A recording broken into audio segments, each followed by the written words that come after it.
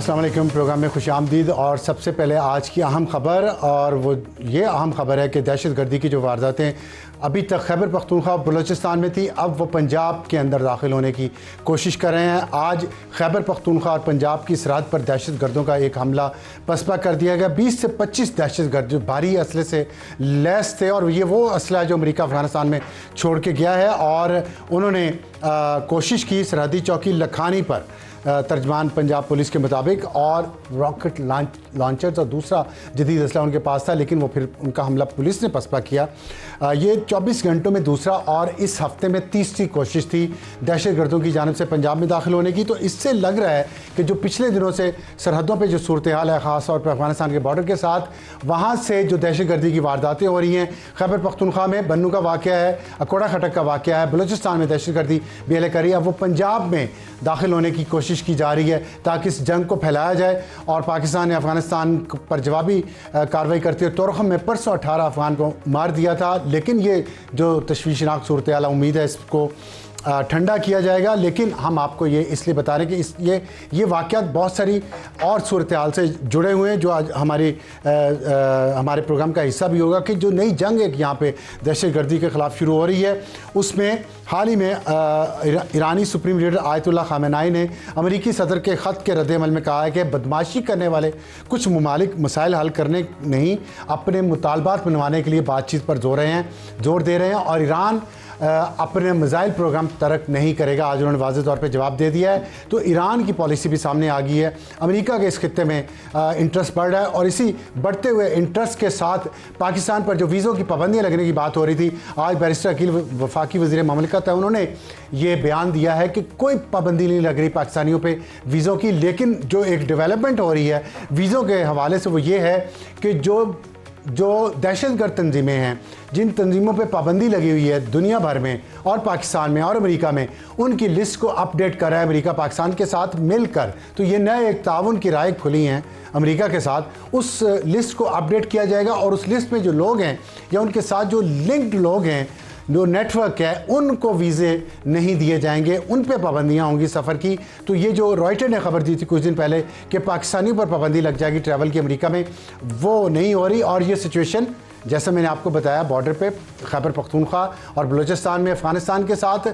और ईरान ने जो नया मौक़िफ़ दिया, जो तशवीशनाक सूरत हाल खित्ते की हो रही है, उसमें अमेरिका की एम्बेसी पाकिस्तान, उन्होंने अमरीकियों को ये ट्रैवल एडवाइज़री जारी की है कि आप खैबर पख्तूनख्वा और बलूचिस्तान का सफ़र ना करें। बल्कि ना सिर्फ ये कि वहाँ ना सफ़र करें, बल्कि पंजाब में भी उनको रेड अलर्ट कर दिया गया है कि वहाँ भी आप सफ़र से गुरेज करें। तो ये एक बदलती हुई सूरत हाल की निशानी है, और इसमें आज का हमारा प्रोग्राम, उसका मैं तारुफ करवा दूँ कि हमारी टॉप स्टोरी इसी पे होगी, दहशतगर्दी के ख़िलाफ़ नई जंग, चीन और अमेरिका पाकिस्तान के साथ क्या है सफारती कामयाबी, और इसमें इकनॉमिक पहलू क्या है। हमें ज्वाइन करेंगे हनीफ अब्बासी साहब, वफाकी वज़ीर रेलवे, रहनुमा पाकिस्तान मुस्लिम लीग नून के, और वफाकी वज़ीर का हल्फ उठाने के बाद पहले किसी प्रोग्राम में तशरीफ़ ला रहे हैं। बहुत शुक्रिया। और हमारे आज का हॉट इशू होगा, ट्रंप शुक्रिया के बाद PTI बयानिया क्या ख़त्म हो चुका है, या अभी वो कुछ और तरीके से इसको लेंगे। उमैर न्याजी साहब हमें ज्वाइन करेंगे, और एडिटोरियल है कराची 2025, वहाँ पे ना जराइम कम हुए हैं और ना हादसा, कितने लोग मारे गए हैं स्ट्रीट क्राइम में और जराइम में, सड़कों पे हादसात में, हम आपको बताएंगे अपने आज के एडिटोरियल में। शुरू करते हैं हनीफ अब्बासी। और हनीफ अब्बासी साहब, मैंने आपको थोड़ी सी सिचुएशन बताई है जो खित्ते की है, पाकिस्तान की है, और हम देखते हैं कि अमेरिका ने पाकिस्तान का शुक्रिया अदा किया। ट्रंप ने, जो एक आप लोगों के लिए भी बड़ी तशवीश की बात थी, बहुत अरसे से देख रहे थे, एक प्रोपेगेंडा चल रहा है कि इमरान खान के लिए ट्रंप दबाव डालेगा, लेकिन वो उल्टा आगे उन्होंने आपकी शुक्रिया अदा किया। मज़ीद डेवलपमेंट्स हो रही हैं इसमें। चीन जाहिर है उसको भी कुछ तहफ़्फ़ुज़ात है इस मामले पे, CPEC पे जो कुछ हुआ, और चीनियों को टारगेट किया जा रहा है इन दहशतगर्दी के वाक़यात में। ख़ास तौर पे BLA ने कहा है कि हम उनको टारगेट करेंगे, TTP ने भी किया। आप आए हैं इस रेलवे की वजारत में, बड़ी अहम है, और रेलवे में पाकिस्तान का बहुत पुराना आउटस्टैंडिंग एक इशू चल रहा है चीन के साथ, वो है ML1 का, पेशावर से कराची तक जो रेलवे लाइन नई बिछाई जानी है। कुछ बताएंगे कौम को कि आपने आके पिछले दिनों जो ब्रीफिंग्स ली हैं उसमें क्या तस्वीर उभरी है रेलवे की? अभी तो सार भाई मेरा कल पहला दिन होगा पहली बात तो ये है। ठीक है। जब मैं ज्वाइन करूंगा जाके प्रेजेंटेशन लूँगा, ओके, ऑफिस का पहला दिन होगा। लेकिन जहाँ तक आपने बात की है ML1 की, पहले उसके ऊपर बात कर लेते हैं, फिर दहशतगर्दी का ये जो इशू है और इसमें चीन और अमेरिका का क्या रोल होगा या है, उस पर भी मैं बात करूंगा, आपके सामने रखूंगा और कौन को वो तस्वीर दिखाऊंगा जो हकाइक पे मबनी हो, बजाय इधर उधर की बात करके उठ के चले जाना मुनासिब नहीं है। ठीक है। पहली बात तो ये कि ML1 के ऊपर जो हमारा इस वक्त बात चल रही है वो UAE के साथ चल रही है। ML1 पे? ML1। अच्छा, ये नई बात, ये नई बात मैं आपको बता रहा हूँ और ये इन्फॉर्मेशन है मेरी। अच्छा, तो चीन का वो जो हमारा बाकी जो हमने रिस्टोर कर लिया है अपना CPEC। आपको पता है कि CPEC यहाँ से पैक क्यों हुआ था? आपको पता है इस बात का कि जो नहीं, आप बता दें मुझे। जो PTI की गवर्नमेंट थी, जब वो आए उन्होंने उनकी कंपनीज के ऊपर इल्ज़ाम लगाए, उन पे घटिया गुफ्तगू की, चाइना के ऊपर की कि ये करप्शन में मुलविस हैं, ये है वो है। उन्होंने अपना पूरे का पूरा CPEC पैक करके वापस चले गए। ये हकाइक पे अपनी बात है कि मैं अपनी तरफ से नहीं कह रहा। ठीक है। उसमें मुराद सईद का एक बयान भी था, इल्ज़ाम लगाया था उन्होंने एहसन इकबाल पे, जिस पे एहसन इकबाल ने एहसन इकबाल पे इल्ज़ाम नहीं सर, एहसन इकबाल के इल्ज़ाम को छोड़ दें, मेरे पे इल्ज़ाम को छोड़ दें। उन्होंने चाइनीज़ कंपनियों के ऊपर इल्ज़ाम लगाया। ठीक है। उन्होंने चाइनीज़ ओहदेदारान के ऊपर, ऑफिशियल्स के ऊपर कहा। ये पॉलिसी थी, क्योंकि मैं पैमरा में था, वहाँ पे DTH का लाइसेंस, उनकी सिक्योरिटी क्लियरेंस नहीं की बाजवा और फैज के रजीम ने। इमरान खान साहब भी साथ थे, तो वो भी नाराजगी, वो नाराजगी की भी वजह थी। और मेन ये था कि सिर्फ वो कंपनीज तक नहीं रहे, बल्कि उन्होंने कहा कि इनके साथ उनके चाइनीज के हाई ऑफिशियल्स भी मिले हुए हैं इस करप्शन के अंदर। अच्छा। तो जब ये गुफ्तगू की गई तो चाइनीज बड़े सेंसिटिव है, आपको पता है पूरी दुनिया में वो उनका एक नाम है, एक मुकाम है और पाकिस्तान के साथ एक खास ताल्लुक है। उस बुनियाद के ऊपर उन्होंने कहा जी हम सब कुछ पैक करते हैं। अब वज़ीर आज़म ने दिन रात लगा के, आपको पता है वज़ीर आज़म का जो चाइना का दौरा था उसमें रिस्टोर क्या किया कि जो 9 तकरीबन हमारे इंडस्ट्रियल जोन बनने थे पाकिस्तान के अंदर, देखिए ना CPEC उनके बगैर तो आप समझें कि एक शेल है, उसके बगैर तो उसकी वो इन्वेस्टमेंट नहीं आएगी, वो अरबों डॉलर पाकिस्तान में इन्वेस्ट नहीं होंगे। अब उनके ऊपर हमने इंशाल्लाह ताला चाइनीज़ के साथ काम शुरू कर दिया। 9 इंडस्ट्रियल स्टेट बनेंगे पाकिस्तान के अंदर। अच्छा। जो कि आपकी मुख्तलिफ मोटरवे और डिफरेंट एरियाज के अंदर, पंजाब, बलूचिस्तान, KPK, सिंध, तमाम सूबों। और उसमें कोई इंडस्ट्री कौन सी है? डिफरेंट इंडस्ट्रीज है, टोटल इंडस्ट्रियल जोन है। कोई उसके अंदर आप ये समझ लें कि ट्रेड वैसे नहीं होगी कि उधर से माल मंगवाया तो बेच दिया, बल्कि इंडस्ट्री लगेगी। और इसके लिए खुशखबरी ये है कि 23 मार्च को इंशाल्लाह इलेक्ट्रिसिटी के रेट भी कम हो रहे हैं वज़ीर आज़म साहब, इंशाल्लाह बिजली के रेट कम हो जाएंगे इंशाल्लाह ताला, इंडस्ट्री के लिए, खास तौर पर इंडस्ट्री के लिए, ताकि हम प्रोडक्शन कास्ट जो है इस वक्त हमारी कितना कम हो मैक्सिमम। अब मैं इस वक्त क्योंकि PM ने अनाउंस करना है तो मैं पहले अनाउंस नहीं कर सकता, तो वो इंशाल्लाह ताला ये खुशखबरी भी वो देने जा रहे हैं। दूसरा जो ML1 की मैंने आपसे बात की, क्योंकि देखिए जो रेल का निज़ाम है पाकिस्तान के अंदर ये बहुत पुराना है, आज का नहीं है, लेकिन बदकिस्मती से 150 साल हो गए। बदकिस्मती से हमारी रेल की पटरी में इजाफा होने की बजाय बहुत ज़्यादा कमी हो गई। यानी मैंने एक दफ़ा सवाल डाला था लास्ट असेंबली में 2008 वाली में, तो मेरे ख्याल में 7000 कुछ माइल बताया था, जो अब 4000 रह गई। तो गरीब की सवारी थी ना, गरीब की सवारी। You are absolutely right. आपको तो मैं सर मेरा मकसद सिर्फ अफसार आलम साहब इस पाकिस्तान की खिदमत करना है। और खिदमत किस तरह होगी? खिदमत सिर्फ बातों से नहीं होगी, जैसे मेरा वज़ीर आज़म कहते हैं ना, प्रैक्टिकल। हम इंशाल्लाह ताला, पहले वज़ीर रेलवे थे वो भी यही कहते थे। नहीं, ख्वाजा साद रफीक साहब ने अच्छा काम किया। वो दूसरों की बात करें, वो शब्दाबाजी शायद मैं ना कर सकूं, वो मैं नहीं करूंगा। हल्का तो आपका वही है। नहीं, हल्का जरूर है, लेकिन फ़र्क है। मेरे माँ बाप में भी फ़र्क है ना, हाँ, मेरी फैमिली में भी फ़र्क है। नहीं, लेकिन दावे तो उन्होंने बहुत किया ML1 आ रही है, लेकिन मैंने जो दावा इनके साथ जाके सुने ना सर, मैंने अफसार भाई जो दावा किया ना अपने लोगों के लिए कि ये हॉस्पिटल बनाऊंगा, बना दिया, मेट्रो बनाऊंगा, बना दिया, ये ब्रिज बनाऊंगा, बना दिया। मैंने अपने लोगों के साथ, आप सुन रहे होंगे ना आपके प्रोग्राम को, सारे सुन रहे होंगे मेरे हल्के के लोग, NF56। मैंने कोई बात ऐसी नहीं की जिसको मैं पूरा ना कर सकूं। अभी पहला मेरा टारगेट जो होगा, पहला टारगेट जो होगा वो ट्रेन को बर वक्त रवाना करना है, उसकी सफाई को देखना है, छोटी छोटी चीज़ें, उसके फाटक को देखना है, पैरेलल कार्गो के इजाफा करना है कि कार्गो। अब मैं ट्रेडर्स की एक मीटिंग से आ रहा हूँ अभी एक होटल से, आप यकीन माने उस दिन फेडरेशन की मीटिंग थी प्राइम मिनिस्टर के साथ, वो कहते जी हमारा जो एक कंटेनर है वो 4 लाख में पेशावर पहुंचता है, तो वही अगर हम रेलवे को दें तो 2 लाख में पहुंच जाए, ठीक है, लेकिन उसमें हमें टाइम फ्रेम देना पड़ेगा। लेकिन उसमें रेलवे को कंपटीशन भी तो है ना कहीं से, जहां से आप कुछ नहीं कर सकेंगे। नहीं, वो भी हमारे साथ ऑन बोर्ड होंगे इंशाल्लाह, अल्लाह करे वो भी हमारे साथ ऑन बोर्ड होंगे। मुल्क से ज्यादा तो नहीं, वो हमारे साथ ऑन बोर्ड होंगे इंशाल्लाह ताला, और उनके कोऑपरेशन से, और हम एक जगह पे खड़े होकर इस पाकिस्तान की तामीर करें। बेस्ट ठीक है विशेस फॉर जी, ये दैट। इंशाल्लाह, ये मैं आपको अभी बता रहा हूँ पूरी कौम के सामने, हम मिलके इंशाल्लाह ताला उस कार्गो को इंप्रूव करेंगे सर। हम पैसेंजर ट्रेन जहाँ जहाँ रिक्वायर्ड है पाकिस्तान के अंदर, जहाँ उसको रिस्टोर करेंगे।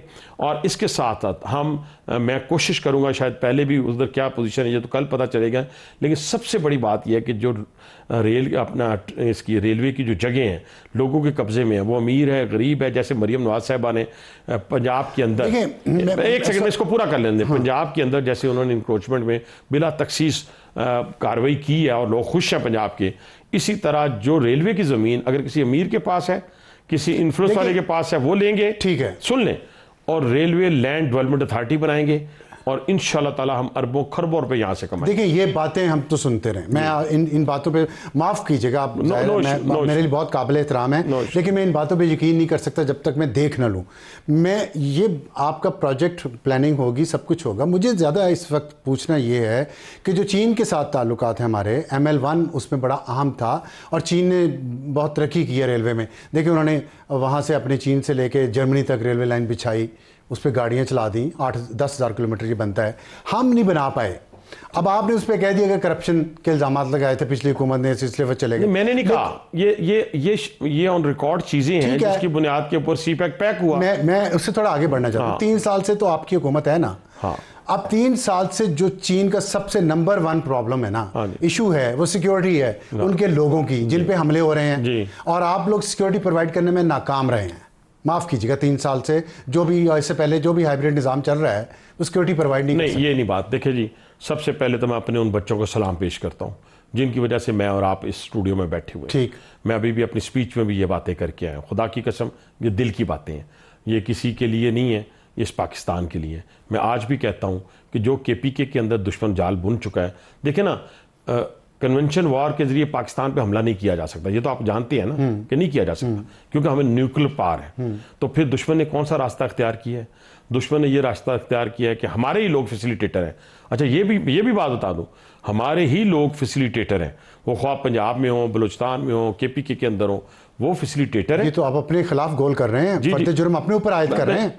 सुने ना, मेरी उन 40,000 लोगों का जवाब भी तो देना है ना, जिनको बसाया गया था इस पाकिस्तान में लाकर। खुद मैंने वीडियो आंखों से देखी है, कानों से सुनी है, जिस हमदर्दी का मुजाहरा IK कर रहे थे और कह रहे थे कि इनको लाके बसाना चाहिए, ये हमारे लोग हैं। और ये पहले की बात है, उनके भी साथ और भी जो लेके आए थे उनके खिलाफ कुछ नहीं हुआ। सारे लोग थे, कुछ लोग अंजाम को पहुंच चुके हैं, कुछ पहुंच जाएंगे, लेकिन इस पाकिस्तान की सालमियत पे कोई कंप्रोमाइज नहीं होगा। ये आप ज़हन में, दुश्मन ने जो किया है वो तो लोगों को बताने दें।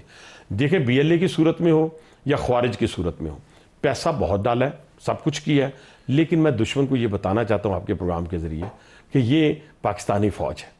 ये इंशाल्लाह ताला जिस तरीके से आप हमला करना चाहते हैं, जैसे अभी आपने कहा कि पंजाब में और उसमें और उनको मुंह की खानी पड़ी, मर्दान में देखें कि 16 ख्वारिज को मारा गया।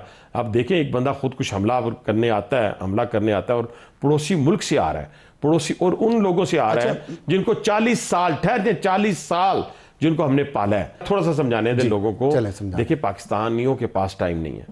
अगर आज हम चुप करके बैठे रहे ना, तो ये मैं अभी भी बात करके हूँ, ये जो अच्छे रेस्टोरेंट में हम रात को बैठते हैं इस्लामाबाद के अंदर, होटल्स में जाते हैं, ये नहीं जा सकेंगे, क्योंकि दुश्मन अपनी पूरी ताकत के साथ हमलावर हो चुका है, अरबों डॉलर इन्वेस्ट हो चुके हैं।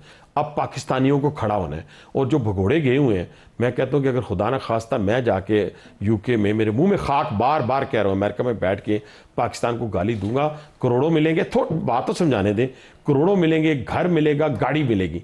आज वो भगोड़े जो गए हुए हैं उनकी अकाउंटेबिलिटी होनी चाहिए, पहले भी होनी चाहिए थी। हमें पता होना चाहिए था कि इनका क्या करैक्टर हो सकता है। और आज छोटे छोटे सवाल कर लूं जी, बिगोड़े गए कैसे? और बिगोड़ों की जो एक्सटेंशन यहाँ बैठी हैं, जिनको आप आज भी दूध पिला रहे हैं, उन संपोलियों को क्यों? वो देखें मेरी बात, क्यों? पहली बात तो ये है कि कौन सी पॉलिसी कोई किसी को दूध नहीं पिला रहा। अगर पाकिस्तान को गाली देने वालों को कोई दूध पिला रहा है, मैं कह रहा हूं, मैं नाम दे देता हूं आपको, मैं ले लूंगा आपसे नाम, मैं भागता नहीं हूं आपकी बातों से।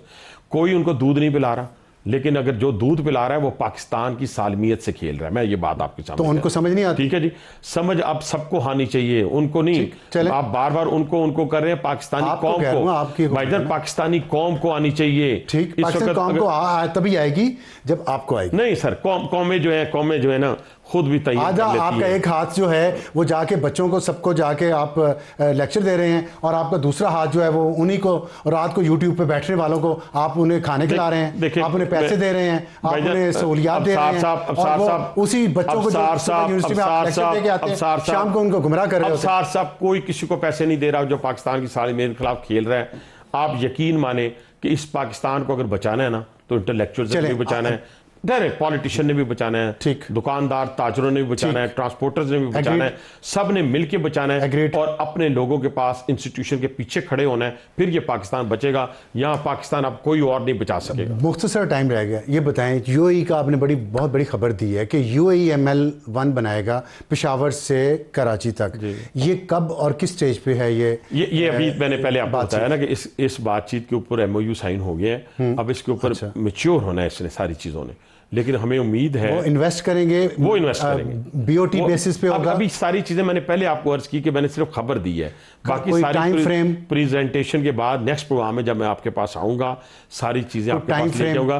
कोई मैं ऐसी बात यहाँ पे अभी कबल इस वक्त नहीं करना चाहता किसी के लिए भी, या किसी को दे के कॉपी नहीं करना चाहता। मैं अपनी बात करूंगा जो मेरे मुंह से निकलेगी फिर वो पूरी हो। अच्छा, ये शिफ्ट क्यों इतना बड़ा हुआ चीन से? कोई इसमें इतनी बड़ी खबर नहीं है, इसलिए कि देखिए बहुत सारे और भी मंसूबे थे जिसके अंदर चाइना अरबों डॉलर इन्वेस्ट करने जा रहा है। तो अगर हम एक और दोनों दोस्त हैं, वो भी दोस्त हैं, सिर्फ वो नहीं आ रहा। अच्छा, चाइना किसी और प्रोजेक्ट में कर रहा है। आप देखिए एक और सुने, सऊदी अरब भी अरबों डॉलर लेके आ रहा है। वो तो कब 3 साल हो गए? नहीं लेके आ रहा है ये अब।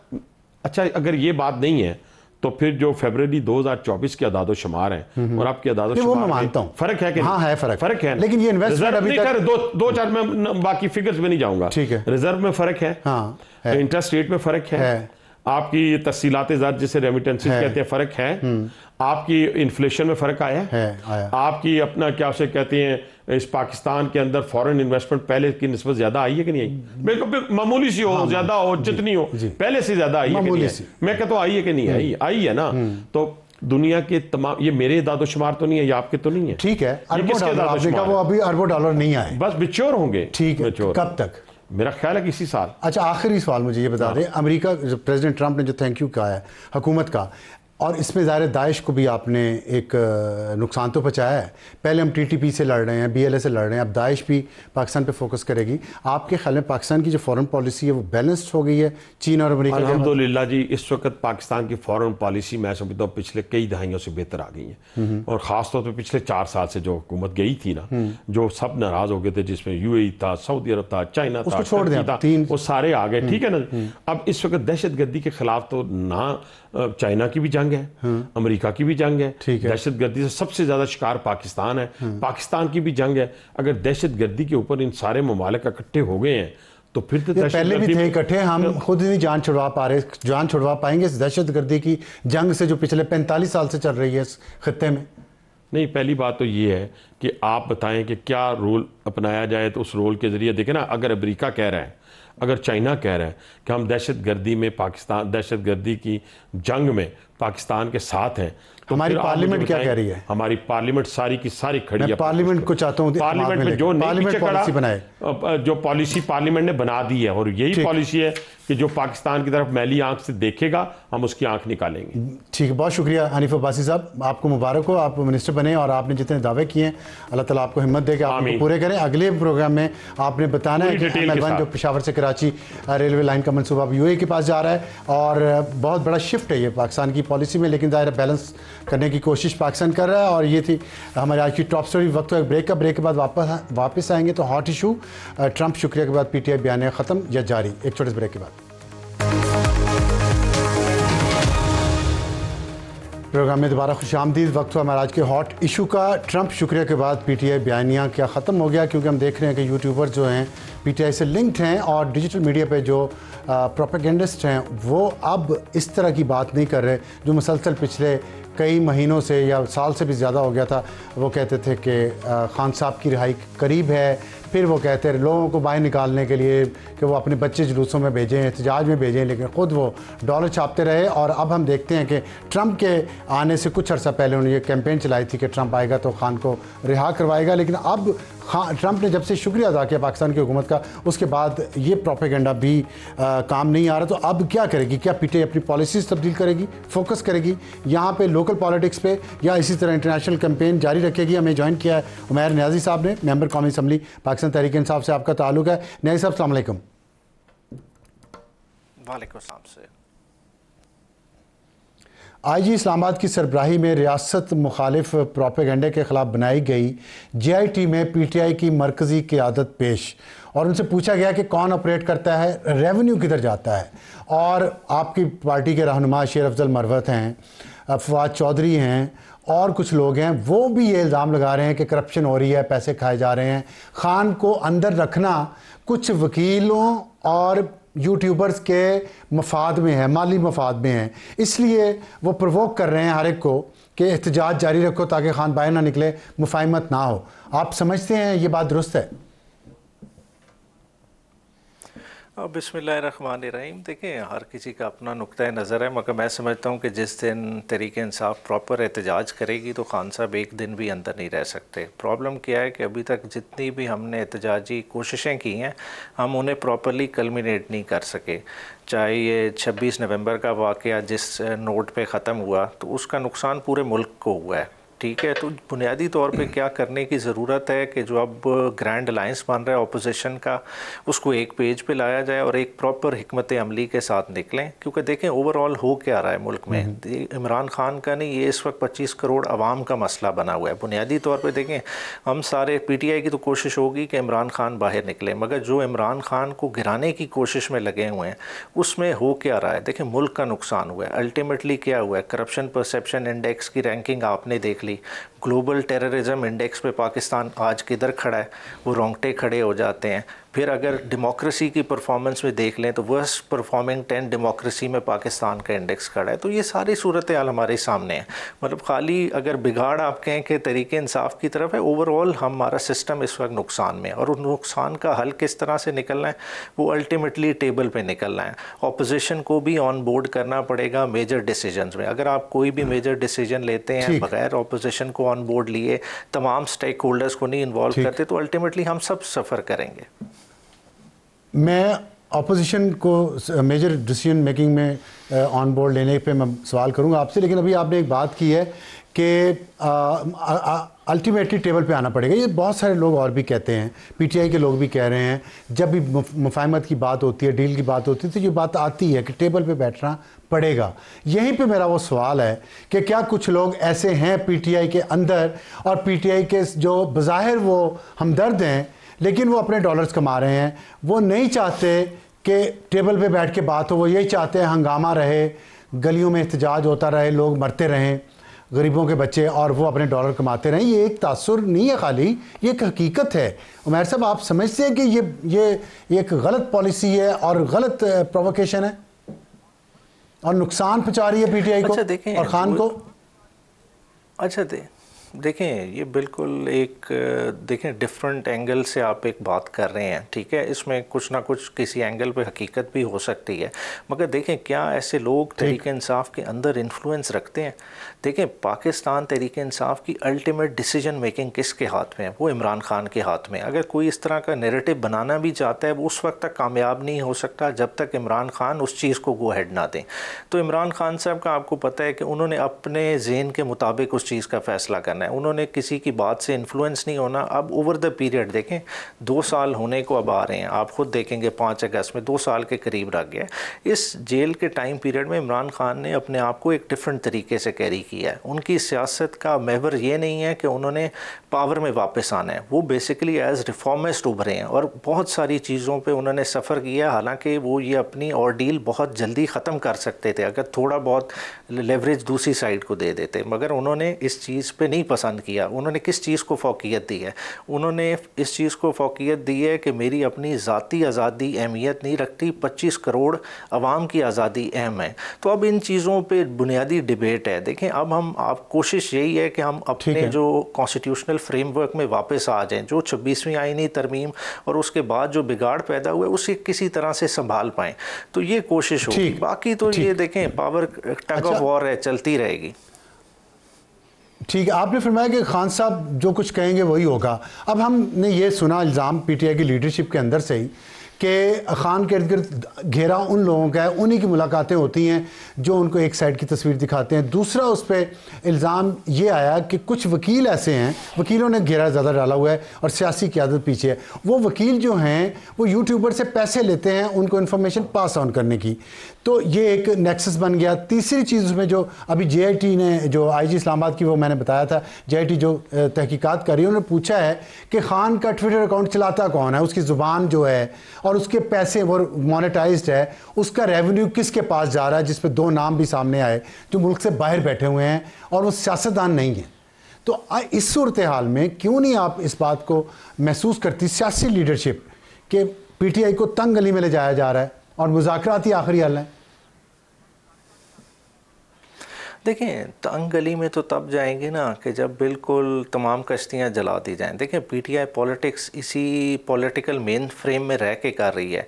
एक सूबे में उसकी गवर्नमेंट है, असेंबली में उसकी पार्टिसिपेशन है, चाहे हमारा मैंडेट चोरी हुआ, मगर आपने इस सारे देखा कि बजट के प्रोसेस, तमाम प्रोसेसेस में तहरीक इंसाफ ने अपना पूरी तरह से पार्टिसिपेट किया। हालांकि हो ये भी सकता था कि पहले दिन से बाहर बैठ जाते, उस तरह का हिकमत अमली नहीं अपनाई गई। पहले से एक वाज़ेह ये बहुत अच्छी बात है, अच्छा मैच्योर फैसला था। अब मगर देखें, जो आप दूसरे एंगल की बात कर रहे हैं ना कि जी ये JIT का, देखें ये चीज़ें अब थोड़ा सा हमें देखें फ्रीडम ऑफ स्पीच को भी जो है ना वेटेज देनी पड़ेगी। चाय पी का लॉज आ गए, दूसरे आ गए। देखें, फ्रीडम ऑफ स्पीच को जब आप क्रिमिनलाइज करेंगे ना, वो मैं समझता हूँ कि गलत है। नहीं, झूठ बोल रहे हैं, झूठ नहीं, पीका की तो बात ही नहीं कर रहा है, तो मैं तो जो बाहर बैठे कर रहे हैं और खान की जिंदगी, यहाँ PTI की लीडरशिप की जिंदगी मुश्किल बना रहे हैं, उनको कोई नुकसान नहीं, वो डॉलर बना रहे हैं, खान अंदर है, खान की फैमिली अंदर है, खान के वर्कर्स अंदर हैं। मैं तो ये बात कर रहा हूँ। नहीं, देखें, जो इस तरह का आप देखें ना नैरेटिव, देखें अवाम अब उस स्टेज में रह रही है। देखें, अब अवाम को आप कहें ना कि और शऊरी लिहाज से कोई जो है ना नीचे है, मैं नहीं समझता। अभी एक रेडी बान भी है तो उसको भी जो है ना इंटरनेट की एक्सेस है और उसको इतनी सूझबूझ है कि झूठ और सच के बीच में डिसाइफर कर सकता है। देखिए, सनसनी अगर कोई फैलाता है तो वो एक लिमिटेड वक्त के लिए फैला सकता है। अब आप हर वक्त एक सनसनी नहीं फैला सकते। देखें, एक चीज़ एक वक्त तक ही बिकती है। बाकी जो तहरीक इंसाफ का ऑफिशियल वर्जन है वो इमरान खान के अकाउंट पे आता है। देखें, इमरान खान साहब उस चीज़ को ओन करते हैं, या तो हो ना कि इमरान खान उसको ओन ना कर रहे हो। इमरान खान अपने पॉइंटर्स लिख के देते हैं और जो 2-3 लोग हैं उनके ज़रिए वो पॉइंटर्स बाहर जाते हैं। या तो ये है कि तहरीक इंसाफ की लीडरशिप उस चीज़ से अपने आप को डिसओन करे, नहीं, वो उस चीज़ को ओन कर रहे हैं। अच्छा, आपने कहा कि एक वक्त तक झूठा प्रोपेगेंडा चल सकता है, लेकिन हमने देखा वो एक वक्त पिछले 10-12 साल हैं, एक पूरी जनरेशन को उसने गुमराह कर दिया, नफरत भर दी। पोलराइजेशन इतनी हो गई है, सियासी पोलराइजेशन दोनों अतराफ में, कि वो किसी तरह ख़त्म नहीं हो पा रही। कोई एग्जिस्टेंस भी तो कोई चीज़ है ना, रहना आपने भी इधर ही है, दूसरों ने भी इधर ही रहना है, तो फिर कोई एक वर्किंग मॉड्यूल क्यों ना बना लें, एग्री कर लें? नहीं, ये तो देखें ना, ये तो फिर आप कह रहे हैं कि तहरीक इंसाफ शायद नफ़रत फैला रही है। देखें, हक़ाइक़ इससे बरक्स हैं। देखें, ओवरऑल नून लीग का आप सोशल मीडिया उठा लें, सारों के कंपैरिजन कर लें, नैरेटिव बनाने के लिए सभी ऐसे हैं। मैं सिर्फ आपको नहीं इतराज़, मैं कह रहा हूँ दोनों तरफ लेते हैं, ये अपनी पोजीशन ले चुके हैं। फिर देखें ना, देखें स्टेट अपरेटस भी है, क्या वो नहीं इस चीज़ को यूटिलाइज़ करते? देखें, हर एंड पे है। देखें, ज़माने के साथ टेक्नोलॉजी चीज़ें चेंज होती हैं, मगर ज़रूरी क्या है कि देखें फंडामेंटल राइट्स लोगों के महफूज होने चाहिए। देखें, फंडामेंटल राइट्स हैं तो हमारा और स्टेट के दरमियान एक सोशल कॉन्ट्रैक्ट है ना, कम से कम उस सोशल कॉन्ट्रैक्ट को कमज़ोर नहीं पड़ना चाहिए। स्टेट हैं तो हम हैं तो स्टेट है। देखें, ये वाइस वर्सा है। अच्छा। तो सारे मिल बैठ के थोड़ा सा दिल बड़ा करने की ज़रूरत है। इसमें इतना मुश्किल नहीं है कि हम जो है ना बस दीवार के साथ सारों को लगा दें। बहुत अच्छी बात की आपने। आखिर में सिर्फ ये बता दीजिएगा, आपने कहा ऑन बोर्ड लेना चाहिए अपोजिशन को भी मेजर फैसलों में। हम देख रहे हैं कि दहशतगर्दी की नई जंग शुरू होने जा रही है। अल्लाह ताला हमें बचाए और हम पे रहम करे कि इस खित्ते में, और जिसमें चीन और अमेरिका भी पाकिस्तान को सपोर्ट करें, कि कुछ चीनियों पे हमले हो रहे हैं, अमेरिका को दहशतगर्दों की मौजूदगी पे एतराज़ है, वो चाह रहे हैं कुछ लोग। तो इस जो नई जंग खुदा ना खास्ता अगर शुरू होने जा रही है, इस पॉलिसी को आप समझते हैं कि पार्लियामेंट में बनना चाहिए और अपोजिशन को भी ऑन बोर्ड होना चाहिए इस पर, ख़ास तौर पे? जी 100%, मैं आपसे 100% इस आपकी सजेशन से मुत्तफ़िक हूँ कि पार्लियामान में इसको डिबेट होना चाहिए, इस पर डिस्कस होना चाहिए, तमाम स्टेक होल्डर्स का, सूबों का इनपुट लेके जामे पॉलिसी बनानी चाहिए। क्योंकि देखें, पाकिस्तान कोई एक्सपेरिमेंट की जगह तो नहीं है कि दहशत गर्दी इधर ही होनी है। अफगानिस्तान के बॉर्डर्स तो सबके साथ जुड़ते हैं। क्या वो दहशत गर्दी का इम्पैक्ट ईरान पर आ रहा है जो हमारे इस वक्त घर में आया हुआ है? वो क्यों आया हुआ है? मतलब ये चीज़ को एंड होना चाहिए। देखें, हमने सबसे ज़्यादा हॉस्पिटैलिटी की, अफगान नेशन की किसने सबसे ज़्यादा की? सबसे ज़्यादा हमारे पास डिस्प्लेस होकर लोग आए ना, हमने लोगों को इधर बसाया, रोज़गार दी, सब तरह के मौके दिए, मगर अल्टीमेटली आज हम उधर से दोबारा थ्रेट भी हो रहे हैं। तो इन सारी चीज़ों को देखने के लिए ज़रूरी क्या है कि हम तमाम अपनी इकाइयों को, अपने हाउस को पहले इन ऑर्डर लाएँ। बहुत अच्छी बात की आपने और इजाज़त चाहते हैं मैं नज़ीर साहब आपसे। और वक्त है ब्रेक का, ब्रेक के बाद हम वापस आएंगे तो हमारा आज का एडिटोरियल होगा कराची और लाहौर में जराइम इस साल के शुरू में कम हुए हैं या ज़्यादा हुए हैं। एक छोटे से ब्रेक के बाद वक्त हुआ है हमारे आज के एडिटोरियल का, लेकिन मुझ पे हमारे 2 कंट्रोल रूम्स हैं। पीसीआर उसको कहते हैं, यहाँ पे इस्लामाबाद में है, एक लाहौर में है। और यहाँ से मुझ पर शदीद दबाव है कि चैम्पियंस ट्रॉफ़ी 2025 के बारे में बात की जाए थोड़ी सी, जिसका आज फाइनल हो रहा है दुबई में इंडिया और न्यूजीलैंड के साथ। और जैसा कि मैंने आपको बताया कि हमारे 2 कंट्रोल रूम हैं, तो लाहौर के कंट्रोल रूम में हमारी सीनियर एग्जीक्यूटिव प्रोड्यूसर नाजिया का एक फ़िक्रा मेरे कानों में गूंजा जो मैं आपसे शेयर करना चाहता हूँ। उन्होंने कहा कि दोनों तरफ के कंट्रोल रूम्स में दुआएँ हो रही हैं कि कैच पकड़ने के लिए बेताब हैं सब लोग। इंडिया के प्लेयर्स के 5 आउट करवा दिए इन्होंने बददुआएं दे दे के इंडिया के प्लेयर्स, वरना होते नहीं। और पाकिस्तान के सारे लोग आज यही कर रहे होंगे, रोज़ों का, नमाज़ों का वास्ता अल्लाह को दे रहे होंगे कि हम तो नहीं जीते, जीते इंडिया भी ना। तो लगता है हमारी दुआओं से इंडिया हारेगा। अगर हारा तो मैच फंसा हुआ है और देखते हैं हमारी दुआएं कामयाब होती हैं कि नहीं होती। पाकिस्तानी टीम के लिए इस दफ़ा पाकिस्तानियों ने दुआएं नहीं की थी, इसलिए पाकिस्तान की टीम आगे नहीं गई, लेकिन इंडिया के ख़िलाफ़ दुआएं हो रही हैं, जिसका सबूत मैंने अपने घर से दे दिया है। अब देखते हैं होता क्या। और एडिटोरियल हमारा आज का था वैसे कराची और लाहौर के जराइम पे, तो थोड़ा सा मैं जल्दी से आपको बता देता हूँ कि 2 महीने का डेटा आया है। और CPLC कराची जो है सिंध, वो बहुत एफिशिएंट है और वो अपना हर महीने का डेटा अपलोड करते हैं वेबसाइट पर। उसके मुताबिक कराची के शहरियों से 377 गाड़ियाँ चोरी की गई, छीनी गई 2 महीनों में। पहले 2 महीनों में बाइक चोरी के 7,803 और मोबाइल छीनने के 2,987 और भत्ताखोरी के 15 वाक़यात रिपोर्ट हुए। मुख्तलिफ वारदातों में 90 लोग कत्ल हुए कराची में। ये बहुत ही अफसोसनाक बात है। और इससे भी ज़्यादा अफसोसनाक ये बात है कि रोड हादसात में कराची में 171 अफराद जाँ बाक हुए 2 महीनों में और 2200 अफराद ट्रैफिक हादसा में जख्मी। इसके ये हमें डेटा CPLC से मिला है। लाहौर के बारे में CPLC इंतहाई नाहल कहना चाहिए या सुस्त कहना चाहिए, वो अपना वेबसाइट अपडेट नहीं करती, वहाँ कोई रिपोर्टेड क्राइम का डेटा नहीं है। इसलिए हमने अपने रिपोर्टर जहांगीर खान, जो समा के रिपोर्टर हैं, क्राइम रिपोर्टर, उनसे जो डेटा लिया है, उन्होंने बताया कि पुलिस का ये दावा है वहाँ का कि लाहौर में क्राइम रेट पिछले 5 सालों की निस्बत 40% कम हुआ है। लेकिन ये तो पुलिस कह रही है, गैर जानबदार डेटा किधर है। और एक दिन में 30 से 35 बाइक चोरी की वारदातें लाहौर में फिर भी रिपोर्ट हो रही हैं। 2 से 3 गाड़ियां चोरी हो रही हैं और ख़वातीन के साथ तशद्दुद के भी 10-12 वाक़यात। तो ये था हमारा। अब हम आपसे इजाज़त चाहेंगे इस उम्मीद के साथ कि इंडिया हार जाए। मैं भी आपके साथ बहुत दुआएं करूँगा। Good night.